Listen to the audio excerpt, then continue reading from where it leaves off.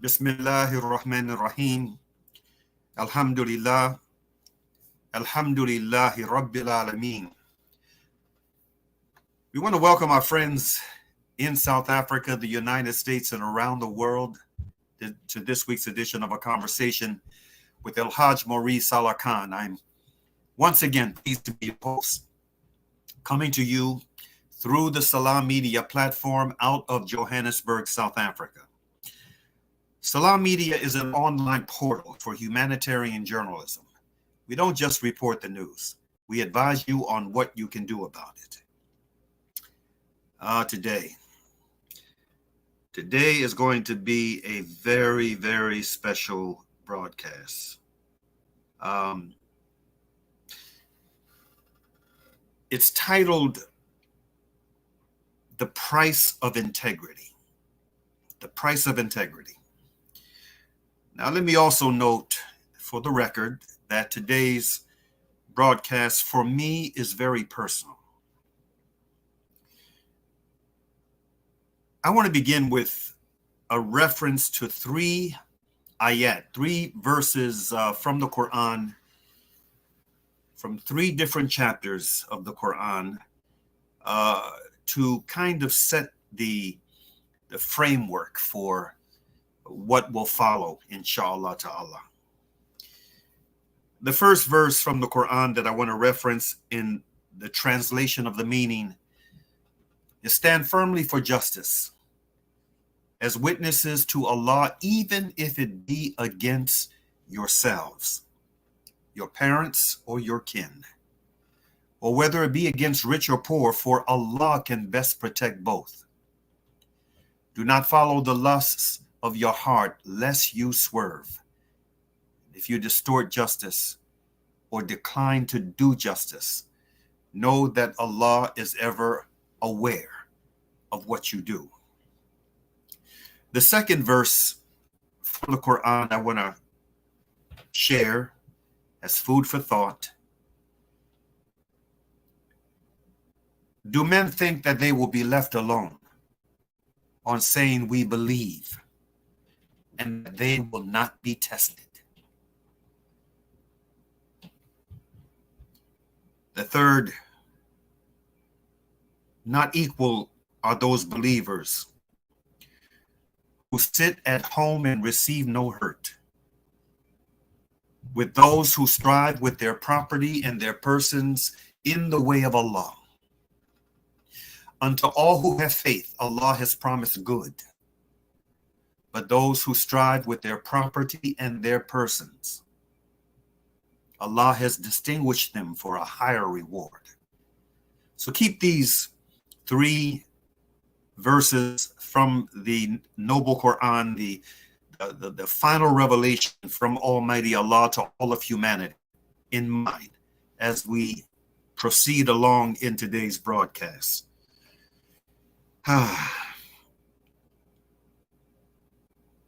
One of my Muslim brothers who disagrees with my position on this 2024 presidential campaign said to me a few days ago via text, people are talking about you having sold out. People are talking about you, Brother Saalakhan, having sold out. Now, my immediate thought was, really? Sold out for what? I have a decades-long body of work that speaks for itself. Alhamdulillah. Beyond that body of work, I had a deep-pocketed Middle East operative connected to one of the embassies in Washington, D.C., that tried to bribe me many years ago when I was an up-and-coming young activist doing programs on college campuses in Washington, D.C. My primary base of operations at that time was Howard University.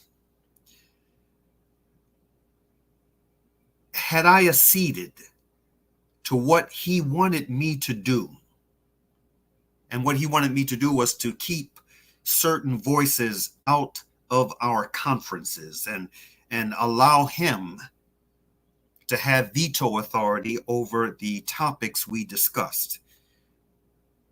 If I had acceded to what he wanted, we could have had an office in one of the choicest areas of downtown Washington, D.C. But I turned that offer down. In another instance, I had a deep-pocketed, Zionist-led organization. It was around 2004, 2005 that tried to bribe me over to their side during the Darfur and later the South Sudan crisis. They too were not successful. Now, among the books that I've written and self-published over the years are the following titles: Criminal Justice in America, The Political Imprisonment of Terrence Johnson,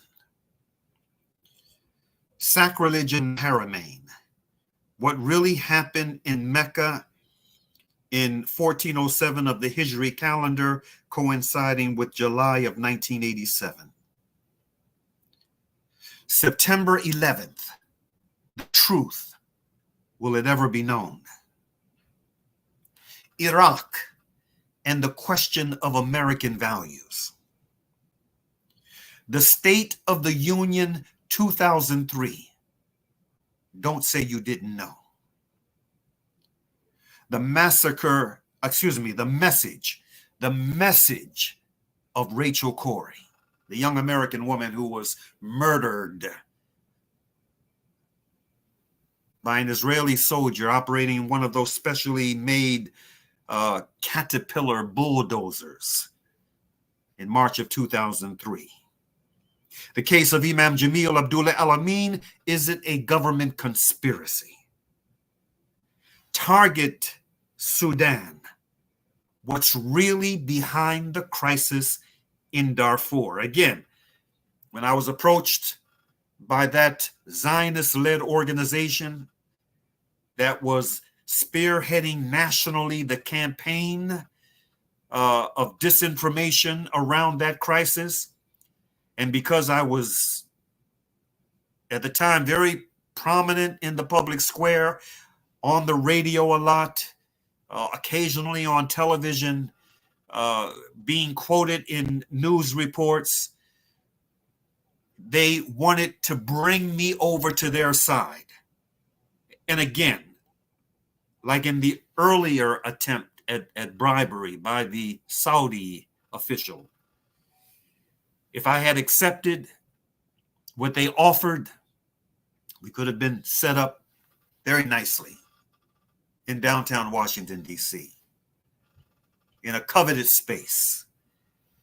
But we turned it down. We turned it down on principle. We turned it down because of our fear of Allah subhanahu wa ta'ala, our sense of accountability to Allah, and wanting to remain true to our principles, wanting to protect our integrity. We turned it down. And then later, to the chagrin of this organization's leaders, we published Target Sudan, what's really behind the crisis in Darfur. Continuing, we published Islam and Terrorism, Myth versus Reality. Dr. Afia Siddiqui, Other Voices. Now these are some of the books I've written over the years. This body of literary work and the human rights advocacy connected to these works has come at a price, both personally and professionally. But it's a price that by the grace and mercy of Allah Ta'ala, I have been willing to pay. But now, in my late senior years, some of my critics would have people believe that regarding this upcoming presidential election, El-Hajj Mauri Saalakhan has sold out. Sold out for what? I don't have many visitors to my humble home, but those who have visited my private residence know that I live very modestly in a one-bedroom apartment. My most valuable possessions are my books and my private papers.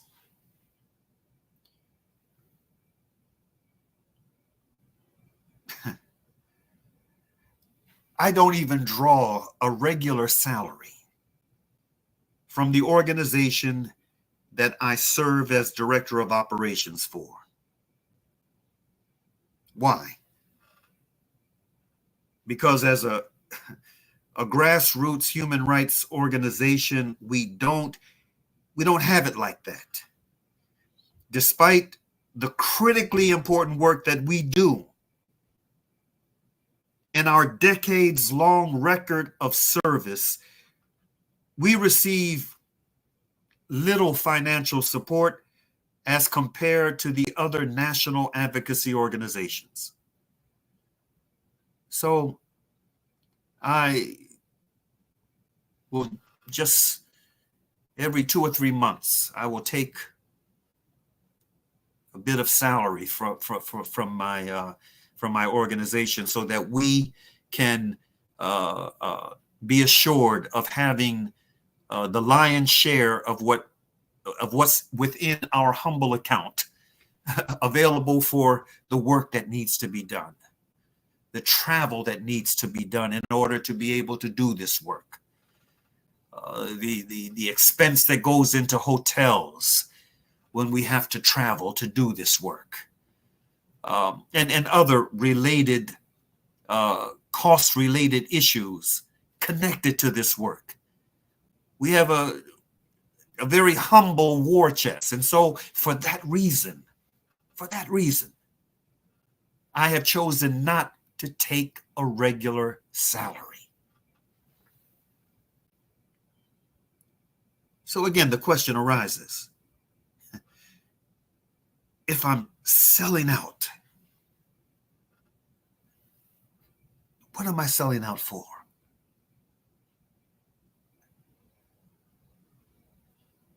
I'm not a slave to materialism. I don't crave the attention that celebrity status, quote unquote, would bring. And I have no political ambitions whatsoever. So what am I selling out for? I once heard Imam Jamil Abdullah Al-Amin, the former H. Rab Brown, say years ago that one of the main reasons why the Black liberation struggle ended up not being as successful as it could have been and should have been was because Almighty Allah, Almighty God, was missing from the equation. Many of the young revolutionaries were Marxist socialists. Allah subhanahu wa ta'ala was nowhere to be found. As a result of that crippling reality and the lack of moral discipline that came with it, the enemy, via COINTELPRO, the government's counterintelligence program, and other like-minded government orchestrated devices, was able to infiltrate many of these organizations and turn brother against brother. That's a sordid reminder of some very painful history. One of the twisted ironies of today's struggle is that many of us claim to have religion, but we often think and act as if we don't.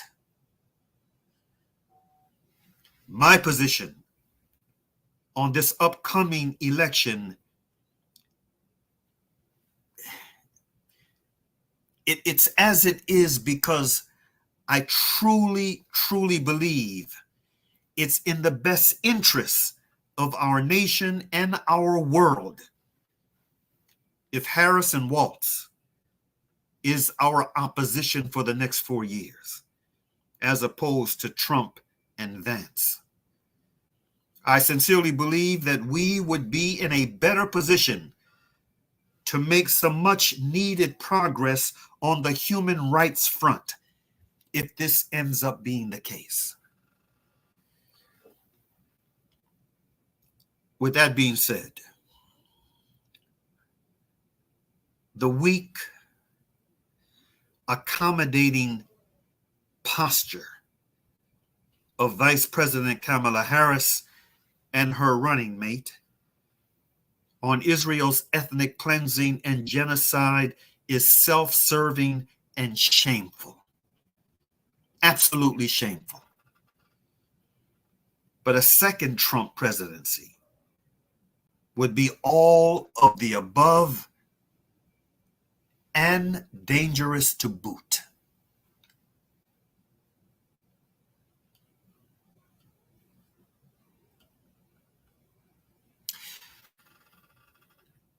I sincerely believe it would be far more dangerous for the health and welfare of America and the world, and surely Allah knows best, if Trump and Vance claimed the Oval Office at the conclusion of the November elections. I really believe that it would be rather catastrophic.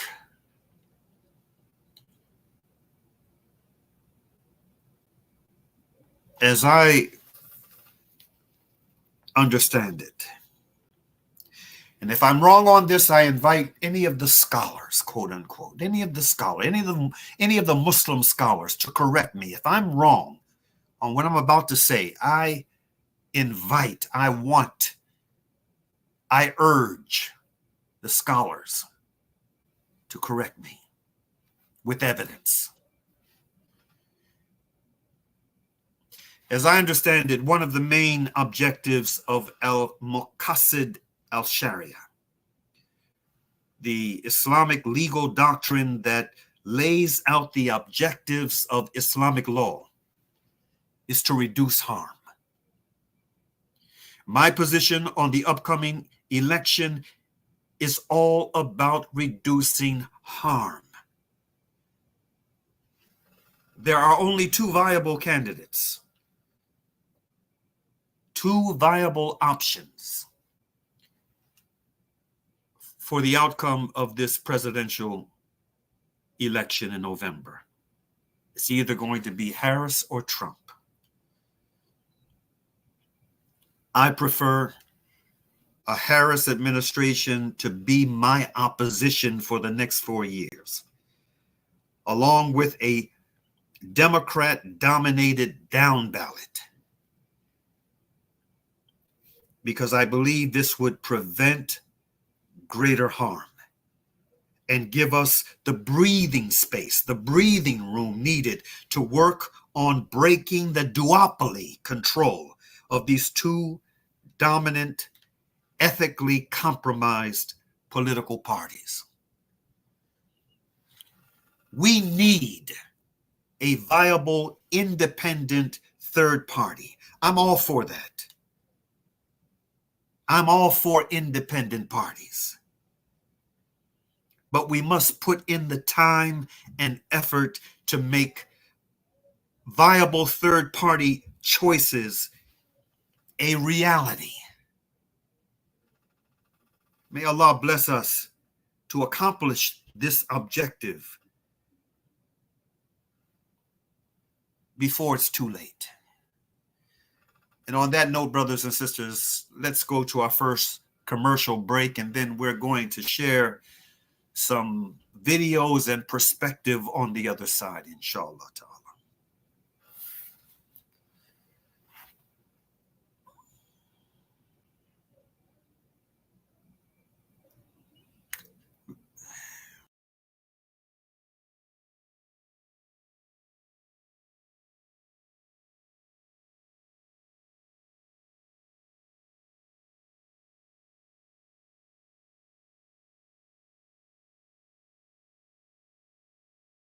Accessories for all makes and models of motor cars, LDVs, bakkies, trucks, and earth-moving equipment. We deliver on time, every time. Please contact us via WhatsApp on 014-592-0925 or call 014-592-0925 or visit 28 Zenderling Street, Rustenburg. Remember the name, Valley's Motor Spares. Kids these days are smart, and when you're competing for their attention against their smartphones, you need to make smart choices, like using Sunfoil triple refined pure sunflower oil in every meal you make.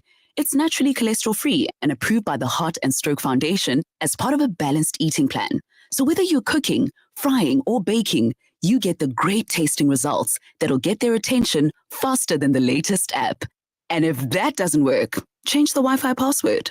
Sunfoil. Now we're cooking. Our brothers and sisters in Palestine are enduring unimaginable hardships. Ashraful Aid teams are on the ground, delivering crucial aid to those in need.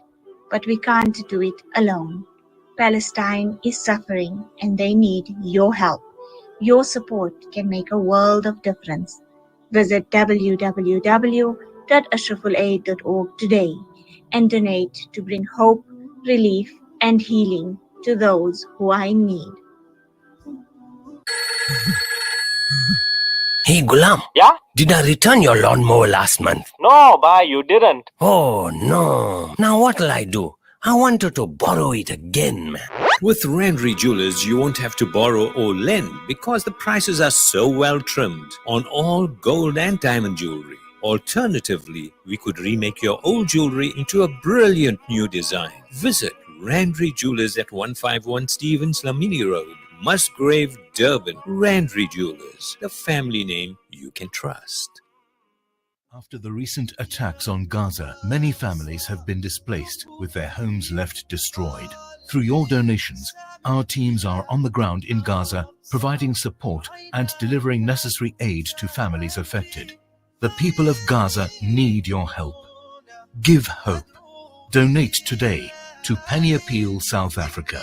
www.pennyappeal.org.za 031 1100 573. We are here on the ground with Penny Appeal organizations in Gaza. World-class financial services only at Sapphire Global, your financial partner. If you are looking for Islamic, Sharia, and ethical financial products, look no further. Sapphire Global offers a wide range of financial service offerings from short-term to life and investments. A full-service center with all financial requirements under one brand. Our highly skilled and experienced consultants are ready to help protect your financial future. Contact us on 041 001 0184 or visit our website on www.sapphireglobalfs.com. Sapphire Global is an authorized financial services provider. Listen to something fresh. Listen to Salam Media. Welcome back. Welcome back to today's broadcast. A very challenging and personal one. Alhamdulillah. We've got 3 videos for today's broadcast. 3. The first one,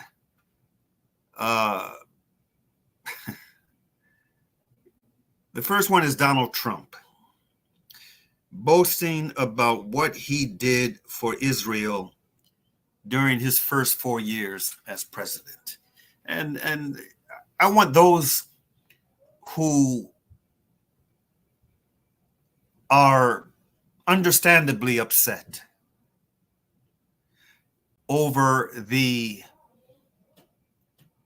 verbal accommodation that for political reasons, for political purposes, self-serving political purposes, that Kamala Harris and her vice presidential pick, all right, have been guilty of. I mean, the reality is, for those of us who understand how the system works, and the amount of power, the amount of control that certain politicians have, we are very much aware of the fact that Kamala Harris is not commander-in-chief, and so she does not call the shots. Her crime, her moral crime, has been not mustering the courage and the integrity to call a spade with regard to the genocide that's taking place in occupied Palestine, a genocide and ethnic cleansing campaign that has now spread to Lebanon and runs the risk of lighting a blaze, a regional war in that part of the world that will have no doubt an impact on the rest of the globe. Her fault and her vice presidential pick's fault is not speaking truth to power out of self-interest. But again, she does not call the shots. She is a vice president. She is not commander-in-chief. Biden is. And for those of you who have been paying attention, your brother Saalakhan's position from months ago, a month into the genocide, consistently was no Biden, no Trump. That was my hashtag. With most of the statements and social media releases that I sent out, hashtag no Biden, no Trump.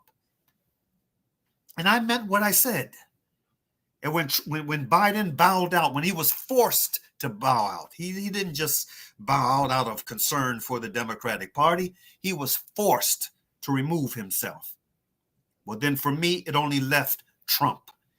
And my position still remains no Trump. Because Trump is dangerous, as you're going to see. As it pertains to occupied Palestine, you're going to see in this video you're about to see. Let's see that video, Brother Sadiq. I became president of the United States and was the best president ever for Israel and for the Jewish people by far. Nobody was like. I gave them Golan Heights. I gave them the Abraham Accords. I recognized the capital of Israel and opened the embassy in Jerusalem. And most importantly of all, I terminated the Iran nuclear deal, which was the worst deal ever made in the history of Israel, in the history of the Middle East. I was there 4 years, gave them billions and billions of dollars. I was the best friend Israel ever had. And still in 2020, now I've done all these things, so now Jewish people have no excuse. I got 29%. I went from 25 to 29%. Think of that. Honestly, you didn't treat yourselves well. You didn't. It was a terrible thing. And what made me even more upset about it is the current polling has just been announced. Now, I just announced the polls and I'm now polling at about 40%. That means 60% of Jewish people are going to vote for Kamala or a Democrat. And honestly, you ought to have your heads examined. You ought to have your heads examined. And those votes may be necessary for us to win. I say us to win because we're in this together. But who are these people? Who are the 60% that would vote And I really believe that bad things, very bad things are going to happen. And I'll put it to you very simply and as gently as I can. I wasn't treated properly by the voters who happen to be Jewish. I don't know, do they know what the hell is happening? If I don't win this election, and the Jewish people would really have a lot to do with that if that happens, because at 40%, that means 60% of the people are voting for the enemy. Israel, in my opinion, will cease to exist within 2 years. And I believe I'm 100% right. You know, there's a hat that comes out, Trump was right about everything, and I believe I'm right. And that's a hell of a thing to say, but I believe I'm right. If I do win, Israel will be safe and secured. We will stop the toxic poison of anti-Semitism from spreading here. All over America, it's spreading. It's spreading like it's never spread before. I've never seen anything like it. I really believe it would be obliteration, and it'll happen quickly, too. It's very close to happening. With your vote, we will reject anti-Semitism in our schools, reject it in our foreign policy. We will reject it in our immigration system. But all of that starts with rejecting Kamala Harris at the ballot box.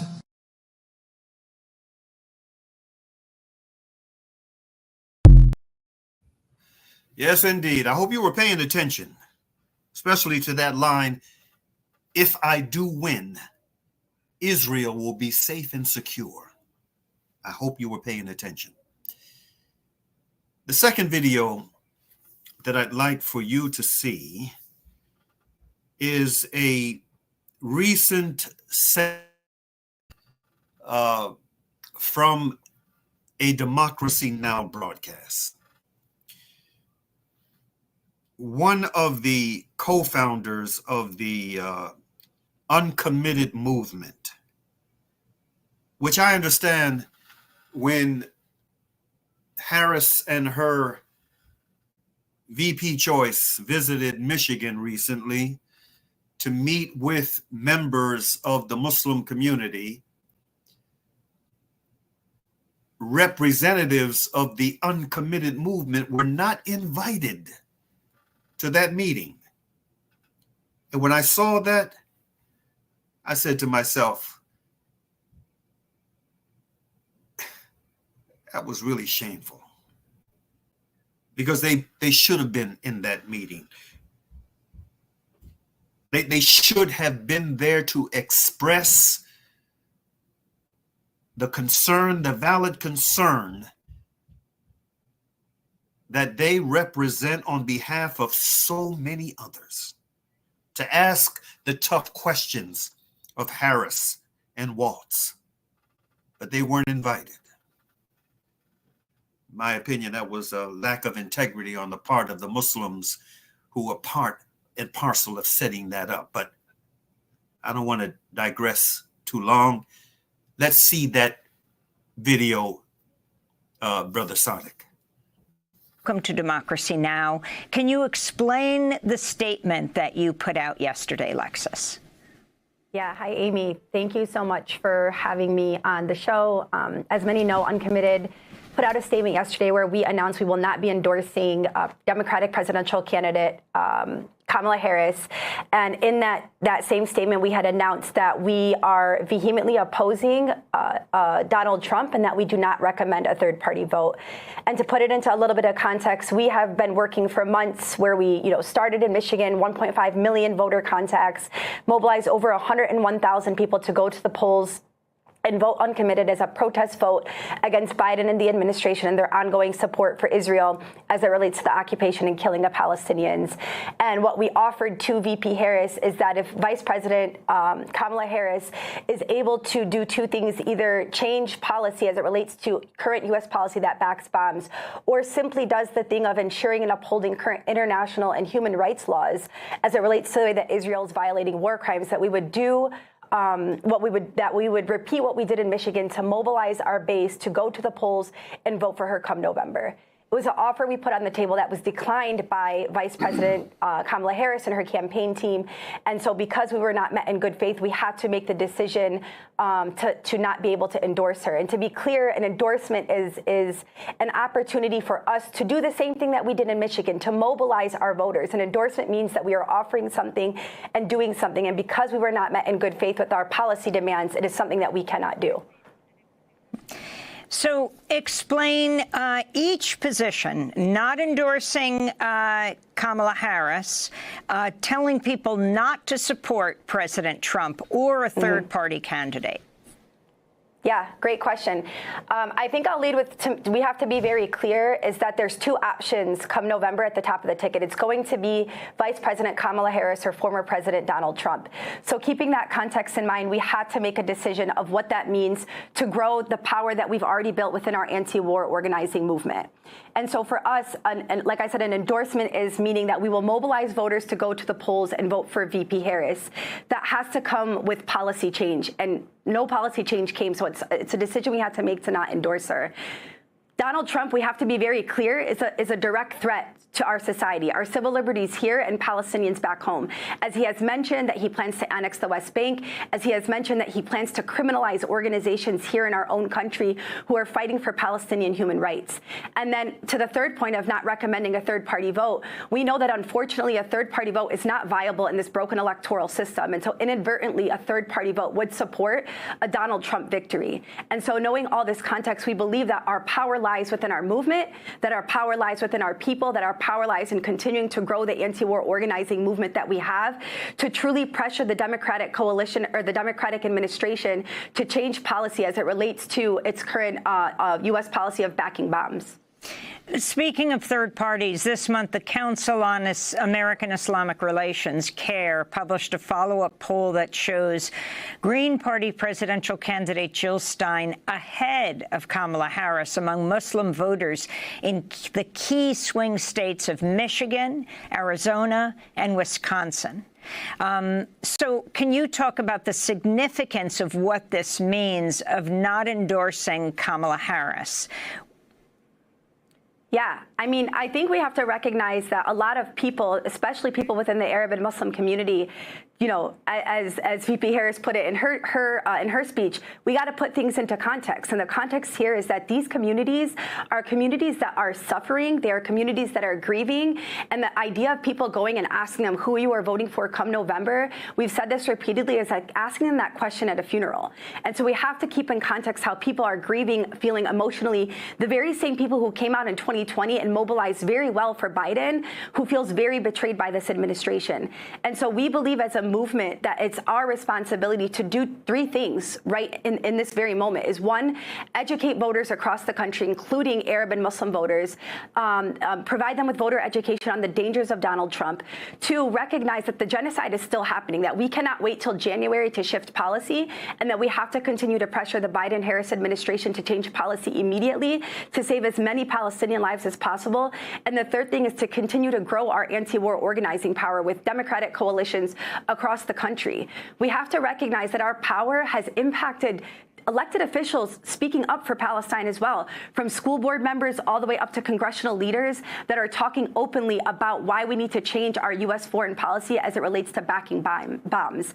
And so these people that are talking about voting Jill Stein in third party are people who are suffering. And we believe it is our job to continue to do the organizing work that we have to do ahead of November to educate our voters about what's at stake come November and how we have to grow our organizing power to see long-term policy change to lead to a liberated and a free Palestine. Finally, your response to Senator Bernie Sanders preparing a joint resolution of disapproval against the planned $20 billion in U.S. arms sales to Israel. He spoke from the Senate floor Wednesday. Netanyahu's policies have trampled on international law, made life unlivable in Gaza, and created one of the worst humanitarian disasters in modern history. The simple fact is that we must end our complicity in Israel's illegal and indiscriminate military campaign, which has caused mass civilian death and suffering. We have 30 seconds, Lexis. Your response.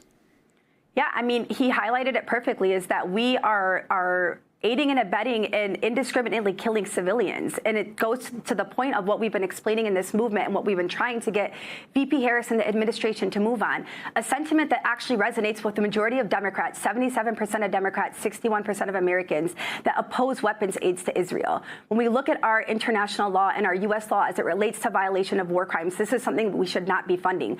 So what we're asking is not outrageous. We're making a very simple request to follow international law and do what's right and create an opportunity to de-escalate what's happening in the region and to really make sure that we're valuing Palestinian lives as much as any other lives. Alexis Zaidan, I want to thank you for being with us, co-founder and co-chair of the Uncommitted National Movement, speaking to us from Detroit. I have much respect for this young, clear-minded Palestinian sister and the movement she represents. It's a policy position that, in my opinion, is both intellectually and morally sound. We're going to take another quick break and come back with a final video as food for thought.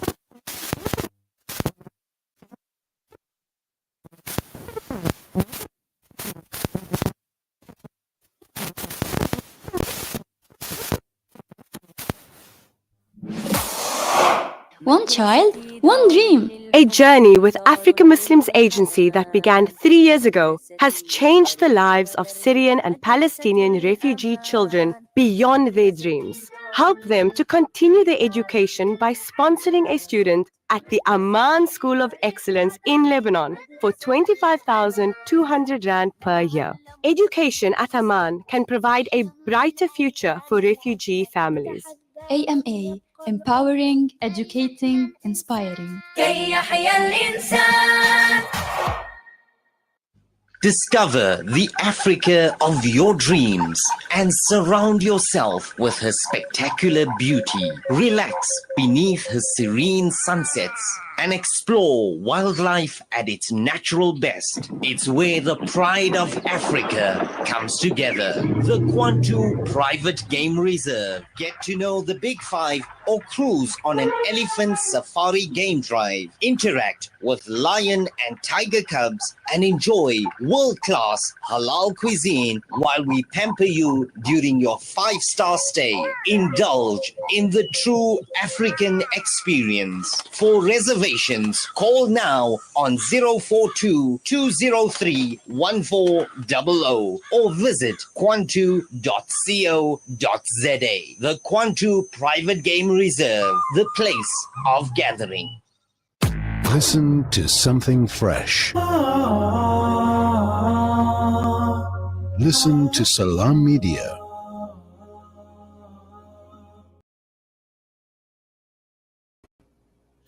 Okay, sorry for that bit of technical difficulty with the beginning of that commercial break, but we're back and we are in the final stretch of today's broadcast. For this final video that I want you to see, it's a reminder of something that some of our brethren who again either A, don't understand the system and how it works, don't really understand how these parties are functioning and even what their makeup is. They end up losing sight on, or for those who do, I mean, they're just deliberately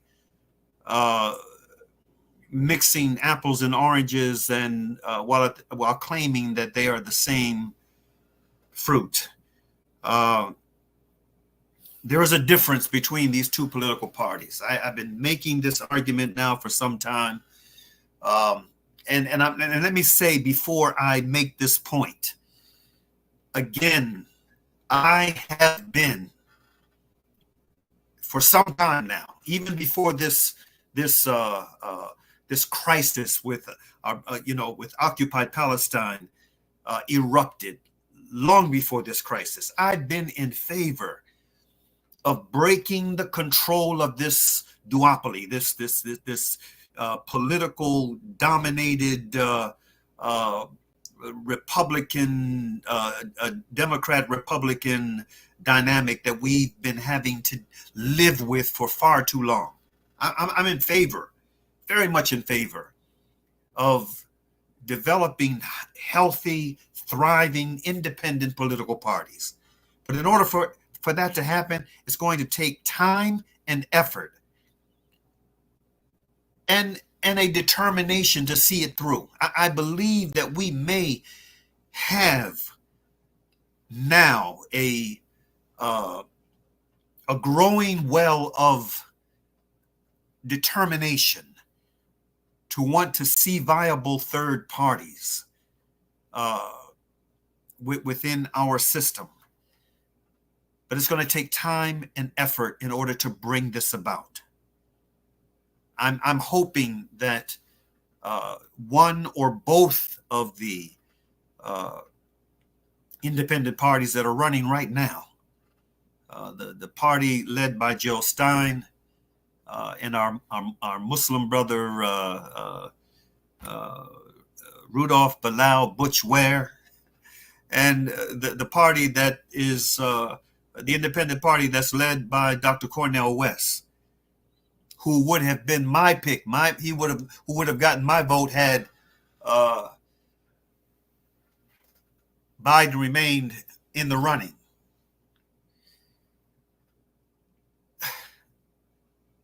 I'm hoping that both, or at least one of these two independent parties, gets to that 5% threshold. And that going forward, we will be committed to building, to help these independent parties build a substantive base of electoral progress that challenges the duopoly. I'm all in favor of that. But until that happens, we've got to deal with reality as it is. And one of the points of reality that we need to come to terms with, for those who are ignorant or just willfully engaged in disinformation around this reality, is that there is a big difference between the Democrat and Republican parties. There is a big difference right now between the two parties. The Republican Party is Trump's party, hook, line, and sinker. He's like a Trump is like a oh my goodness, what is that term?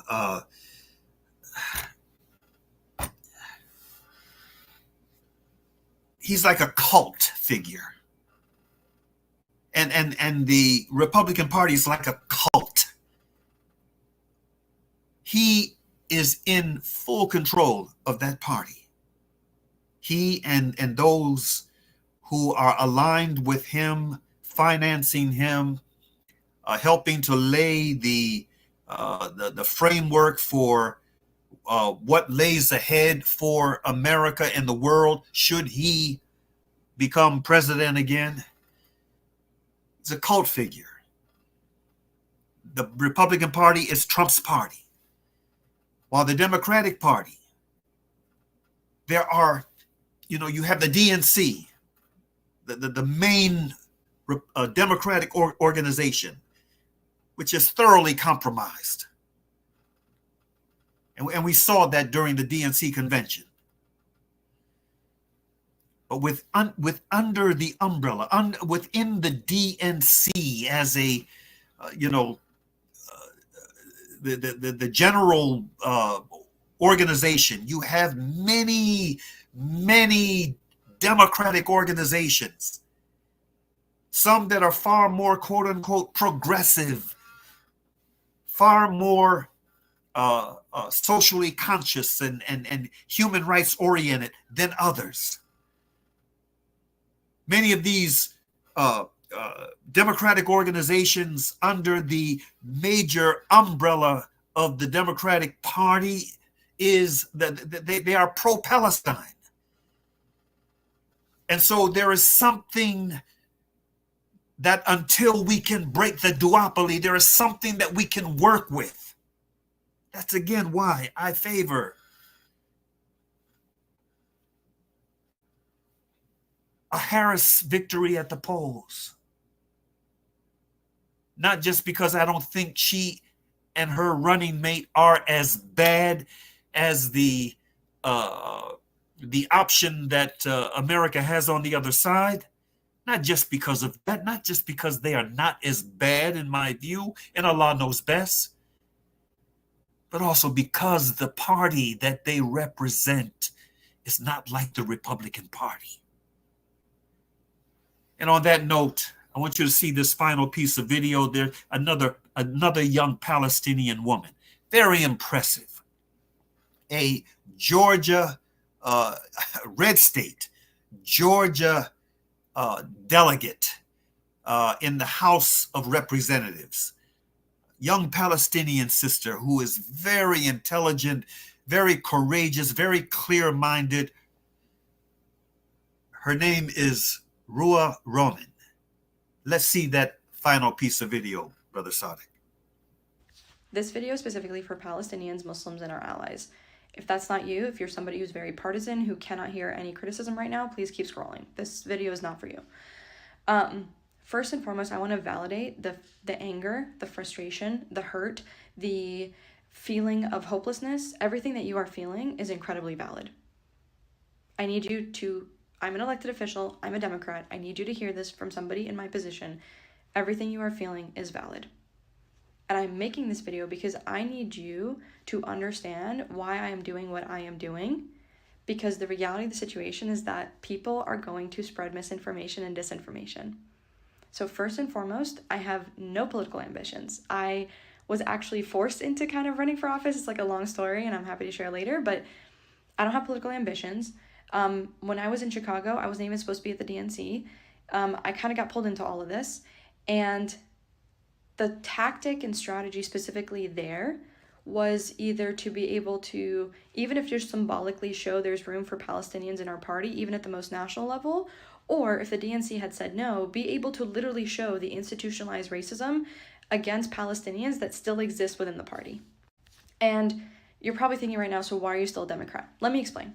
The DNC is just one Democratic organization of literally thousands around the country. There are state-level Democrats, there are county-level Democrats, there are city-level Democrats. Like in Georgia, for example, my county has the Gwinnett Democrats, but then there's also Young Democrats of Georgia, and then there's like the Democratic Party of Georgia, and then there's like each county has its party, and then there's like Young Democrats of Atlanta. Like there are literally thousands of Democratic organizations that are just not the DNC.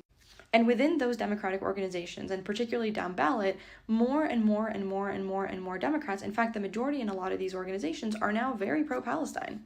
And they have been incredibly supportive of not just me, but other candidates who believe this way. And not just that, my caucus, my House caucus, voted or chose not to vote, or like voted against or like walked on a bill that would have defined anti-Semitism to include criticism of the state of Israel. The bill was going to pass anyway, and they chose to stand with our communities. 2/3. Not just that, even at the DNC itself, where it's supposed to be like a big rally, big party, big pep thing situation, even the most hardcore Democrats, the majority of them stood with us. Yes, there were hecklers. Yes, there were people who were very annoying and insensitive. And understand that The DNC is meant to be a rally. It is not meant to be a place to hash out differences. And those same people came out and stood with us and demanded that a Palestinian speak on that stage. So when you ask me why I'm still a Democrat, that's one of the many reasons. The other reason is there are no other viable parties on the national level. None whatsoever. They don't exist. And when people come to me and say you should join the Green Party, Jill Stein has been at the top of that ticket for 12 years, and she has yet to build out legitimate infrastructure and win down ballot races. 12 years. This woman's been around for 12 years, and she can't even grow out her base. And so I just think a lot about that, and it really makes me upset because I see a lot of you asking me to leave the Democratic Party, and I know you're probably like, how in the world can she still stay a Democrat? And the thing is, the DNC is not just it. There's so much more. And not only that, even Harris delegates, the most hardcore Harris supporters, recruited each other to become ceasefire delegates at the convention. The Young Democrats of Georgia gave me a standing ovation on Saturday, and they all, from that stage, talked about how the DNC messed up. So you tell me, when you have built that kind of infrastructure, why would you just quit? And the other thing is that the Green Party never asked me to volunteer for them. It was Democrats that showed up to my college campus to recruit us to become volunteers, not the Green Party. So again, I ask, why would I leave? And not just that, more Democrats today, even on a national level, vote against more weapons to Israel than ever before. We have not had a decrease. It's been a consistent trajectory towards no more weapons for Israel. So again, I ask, why would I leave all that behind? Because here's the reality. When we become the majority of the party, whether as voters, as elected officials, and when I say we, I mean those who think this way about this issue, etc., the party has no choice but to listen even at the national level. Right now, we're just not fully there yet. If people, and I'm saying everyone, especially our allies, had cared about this much, even just 2, 3, 5 years ago, things would be so different right now. But they care now. So why would I concede any ground ever on this? Why? That makes absolutely no sense to me, particularly for somebody who, like I said, has been around for 12 years, and I have never been recruited as a volunteer by the Green Party, and I'm politically active. I've never been recruited as a volunteer by the Green Party. I've never seen them on our college campuses, at least mine. I've never seen them try to grow out their base because it's hard work. I want to be clear, this is hard work and you need infrastructure. And when I talk about third parties and down ballot and being strategic, that's what I'm talking about. I'm talking about what are you doing outside of presidential elections? And I'm sure there are people in the Green Party who've been doing this for a long time, who do this year round, but the reality is the top of the ticket keeps failing them. And so again, for me personally, if I know that one party, there is only one viable party on the trajectory that I want them on, why would I leave that behind? And I want to be abundantly clear. We offered our endorsement in exchange for a place for a Palestinian on that stage. That was rejected. So for those of you who are still partisan and still watching this, y'all need to be yelling at the campaign, not at us. And people have every right to be angry about what's going on. I'm furious.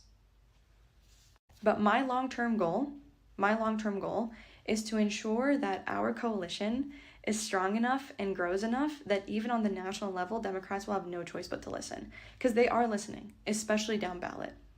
My colleagues are listening. The people I know are listening. The majority are listening. The amount of people that will send me messages like, I stand with you, are listening. But the other thing I need you to understand is I am the only elected Palestinian who currently lives in a red state controlled by Republicans in all three branches of government. I was on the front lines during Trump. Anybody who downplays a Trump presidency is lying to you. And right now I feel stuck. I literally feel like I have nowhere to go because on the one hand, I personally was rejected by the DNC. And on the other hand, I've got somebody who is genuinely an evil person. This is not, what do they call it?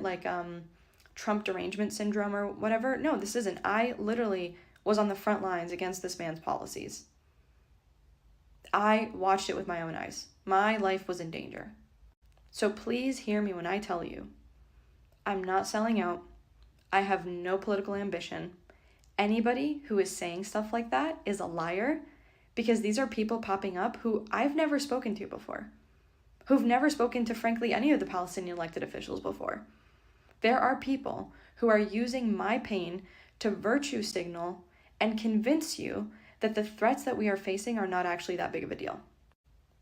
My philosophy is that if I can prevent the death of even a single person, I will make the decisions to do that. Period, end of story. I do not believe in the fact that just because things are bad, that it's okay to let them get worse. And you know who does that, by the way? AIPAC, DMFI, Kufi. They will never, ever, ever, ever punish a candidate, meaning get them out of office, without making sure that the person replacing them is going to be better on their issue. And we need to get to that. We need to get to that point, because the reason we keep progressing, like I saw people talking about the ratchet effect, about how, like, you know, Democrats try to hold the line and Republicans just keep moving us back. That's true. That's 100% true. But to fix that, you don't just take the brakes off. You don't just let it go completely unattended. What you do is you start thinking not just this election, but the next one and the one after that and the one after that, and you build towards it, right? Early voting starts in a month. That's the reality. Early voting is going to start in a month. I'm like, for me, it's like, I'm just trying to get through November, but the question for me isn't just even through November. It's, what are we doing right now to build out our strategy for 2026? Because AIPAC's already talking about primarying Ilhan, Rashida, and Summerlee. They're already talking about it, because that's what they do. They prep years ahead of time. We can do the same. So please hear me when I tell you that when somebody says that, oh, third party can win, it's not possible. They're lying to you. And the reason I haven't joined a third party, although I'm Working Families like party member. Like, I want to be clear. It's not like, when I said that Democrats are a bunch of parties in one, I really meant it. There's Working Families Party, there's DSA, etc. But my point is that the Green Party ain't it. And I've joined other third parties, for lack of a better word. The Green Party is not it. And for those of you who keep coming into my comments telling me to join the Green Party, that I am betraying my people, whatever, first off, like, not true. And second off, I hope you take a moment and understand that my main priority is to save as many lives as possible. That's it. Alhamdulillah. All right, brothers and sisters, friends of Salam Media and of El-Hajj Mauri Saalakhan. There's so much more I could say, but time is upon us. I'm going to bring this to a close. I just want to say finally, as a final note, I have a hard shell. I've been around a long time. I can handle criticism coming my way, whether it's justified or unjustified. I can handle it. But, young sisters, like the two sisters you were exposed to today in these two videos, and others like them, sisters and brothers who are out there struggling, doing what they can according to what they believe is right, to advance the interests of their community and to protect their community. Don't attack them because you disagree with them. Don't attack them. Don't behave as if you don't have hidayah, you don't have any guidance. Allah subhanahu wa ta'ala has said in the Quran, and argue in ways that are best. Now, if we are supposed to do that with our non-Muslim friends and neighbors that we come in contact with, how much more should we have that type of spirit with each other and argue in ways that are best? Don't attack because someone disagrees with your political position or you disagree with theirs. On that note, I'm going to close as I normally do. Bismillahir Rahmanir Rahim. Wal Asr. Innal insana lafi kusr. Illa alladhina amanu wa amalu salihati. Wa tawassaw bil haqq. Wa tawassaw bis sabr.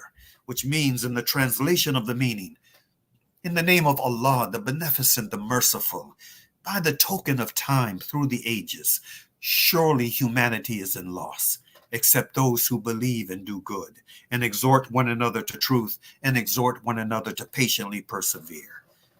Peace be unto you. Assalamu alaikum.